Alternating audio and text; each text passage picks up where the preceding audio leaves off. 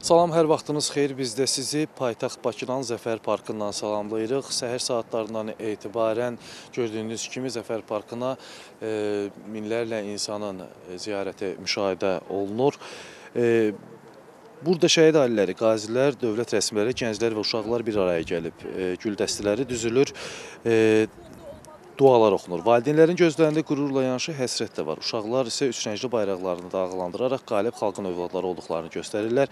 Zəfər Parkı haqqında məlumat vermək istəyirəm. 10 hektar ərazini əhatə edir. Parkın girişində ucaldılmış 44 metrlik Zəfər dağı 44 sütunu ilə 44 günlük müharibəni simvolizə edir. Burada həmçinin dəmir yumruq abidəsi, müharibə səhnələrini əks etdirən müxtəlif kompozisiyalar, yaddaş bağçalar və istirahət zonaları salınıb. Parkın altında isə hələ istifadə verilməyən Zəfər Muzeyi, xüsusi sahə ayrılıb Zəfər Muzeyi üçün. Burada şəhidlərimizin və qazilərimizin qəhrəmanlıq hekayələri əks olunacaq. Xatırladım ki, Bakıda yerləşən Hərbi Qənimətlər Parkında isə, yəni bu Zəfər Parkının arxasında yerləşən Qənimətlər Parkında isə müharibə zamanı ələ keçirilmiş yüzlərlə düşmən texnikası nümayiş etdirilir. Tanklardan, artilleriya qurğularından tutmuş düşmənin mühəndis maneə xətlərinin maketlərinə qədər burada ziyarətçilərə təqdim olunur. İşıqlandırma sistemlərindən tutmuş oturacaqlara qədər parkda hər detal müharibənin izlərini daşıyır.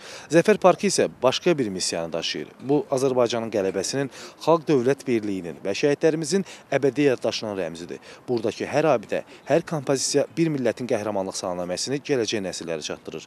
Buradan görünən mənzərə bir daha sübut edir ki, Azərbaycan xalqı şəhidlərini heç vaxt unutmur. Havanın soyuq olmasına baxmayaraq yenə də axın davam edir və belə görünür ki, günün digər saatlarında da axın davam edəcək. Biz də sizə buradan bütün məlumatları çatdırmağa çalışacağıq. Bizlik hələlik bu qədər.